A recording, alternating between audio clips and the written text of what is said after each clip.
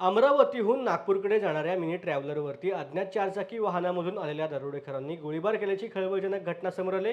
या घटनेमध्ये चालकासह 3 जण जखमी झाले। शेगाव गजानन महाराजांचे दर्शन घेऊन रात्री 10 वाजण्याच्या सुमारास नागपूरची मिनी ट्रॅव्हलर नागपूरकडे परतत होती। प्रवासी टोल नाक्यावर पोहोचताच चालकाच्या लक्षात आलं की एक चारचाकी सतत त्यांचा पाठलाग करते। दरम्यान दरोडेखोरांनी चालकावर बंदुकीतून गोळीबार केला।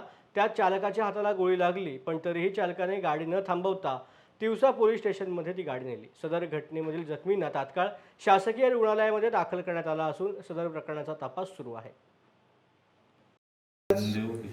मी अमरावतीवरून येता टोल नाका पार केला नांदगाव पेठचा।